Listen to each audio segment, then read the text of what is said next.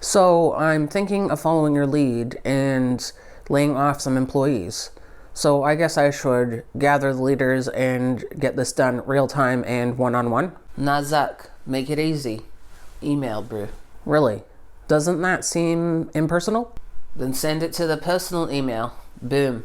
Personal. Cool. Thanks, Elon. You're the man. I know. In today's video, we're going to take a look at how to talk about your recent layoff in different parts of your job search, including your resume, LinkedIn, and interviews. I'm Kamara Toffolo, resume writer, LinkedIn consultant, job search strategist, and LinkedIn top voice, here to make your job search easier because job searching shouldn't be this hard. Reorganization, restructuring, reset. Any way we try to reframe a layoff, we can't remove the crappy feelings that come with it. Let's first be very clear about one thing. When it comes to a layoff, it is definitely not you, and it is definitely them. And by them, I mean your former employer. Being laid off is not a firing, so please make sure that you never refer to your layoff as such. I'd also be really hesitant to use the verbiage let go when referring to your layoff as well. This gives more of a you vibe when we really want to give a them vibe, and so we want to avoid that type of impression. Like the many F words that you probably uttered when you got news of your layoff, believe me, my reaction would be a running bleep track. When you go ahead and actually talk about your layoff in different interactions within your job search, I do want you to keep two F words in mind. I want you to be factual, and I want you to be forward-looking. Let's take a look at some specific instances where you'll be talking about your layoff. The part of talking about your layoff that worries job seekers the most in their job search is how to address your layoff on your resume. This is because in many instances, layoff can equal a career gap. The good thing, if we can find a good thing in a layoff, is that there's really no justification needed. This was a decision outside of your control and therefore outside of your accountability. So we'll be sticking with those two F words that I mentioned earlier. We're being factual and we're being forward-looking. So diving into our resume here, in the spirit of being factual, we are going to go ahead and put an end month and year on the date range for the role from which we were recently laid off. Don't fall for some of the BS advice that I've seen circulating that encourages you to pretend that you're still employed. That is a lie. And lying in your job search does not fly. Then after we've gone ahead and ended that role on our resume, we're going to go above the role and include a very easy one-sentence career note that reads, ready for next role as your target role following company name reorganization. So in real life, this would sound like ready for next role as product manager following Meta reorganization, ready for next role as data analyst following Twitter restructuring. You can use restructuring or reorganization, whichever one feels right to you. And then we're going to follow it up with a date range, and that date range will be the month and year that you ended at your last employer to present. And that's it. We're sticking to the facts, and we're looking forward to our next adventure.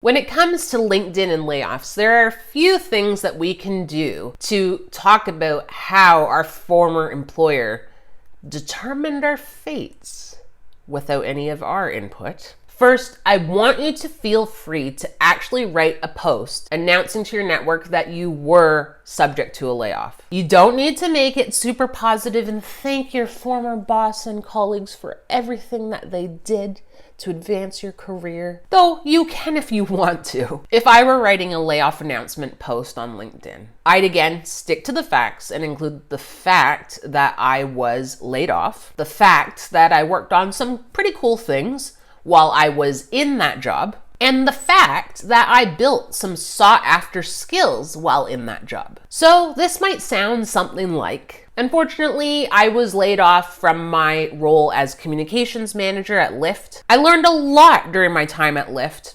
and had the chance to work on some exciting projects and initiatives. And I strengthened my skills in creating communication strategies, implementing campaigns, and developing content. And then you can end it forward-looking with the close of my chapter at Lyft, I look forward to continuing along my career path and stepping into a new role as a communications manager with a tech-focused, community-focused, partner-focused, whatever organization. Now let's take a look at how to address your layoff on your actual LinkedIn profile. First, feel free to use the open to work feature. Yes, even the green banner. You don't absolutely have to, but it is there and available to you for use. And I've spoken with and heard from enough recruiters to know that they will often prioritize reaching out to you if they see that you have that green profile banner. If you don't want to go full green banner, at least make sure to turn on the open to work feature that discreetly notifies recruiters specifically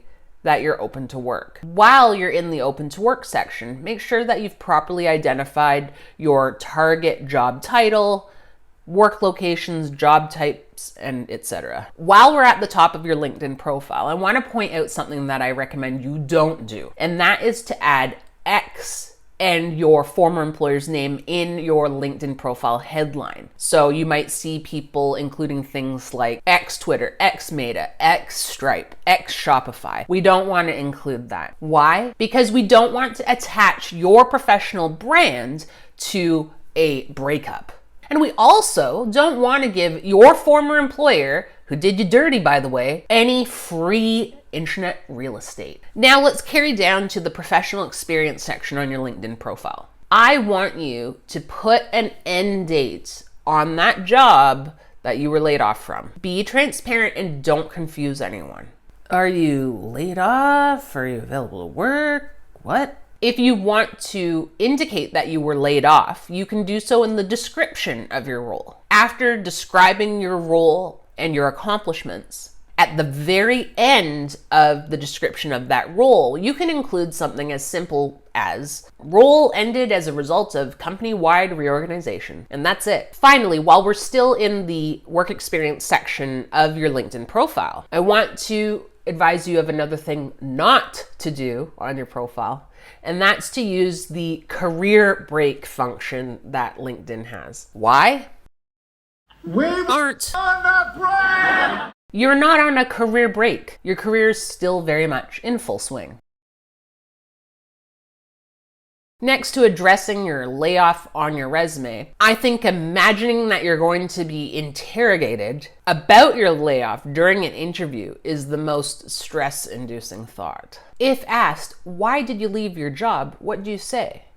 Can you just say, I was laid off? Well, essentially, yes. Again, we do want to focus on the facts, but we also do want to make sure that our answer is forward-looking. So here's an answer template you can 100% steal if you are actually asked why you left your last job, the one that you were laid off from. So here it is. Unfortunately, I was impacted by a company-wide reorganization or restructuring or reduction in force in month and year. While at company name, I had become known for my strengths in key strength, key strength, key strength, which I look forward to contributing to my next team role organization. So how this might sound in action is, unfortunately, I was impacted by a company-wide reduction in force in November 2022. While at Stripe, I became known for my strengths in marketing strategy, brand development, and digital marketing, which I look forward to contributing to my next role as a marketing specialist. With this type of answer, we are briefly addressing why we left our last job,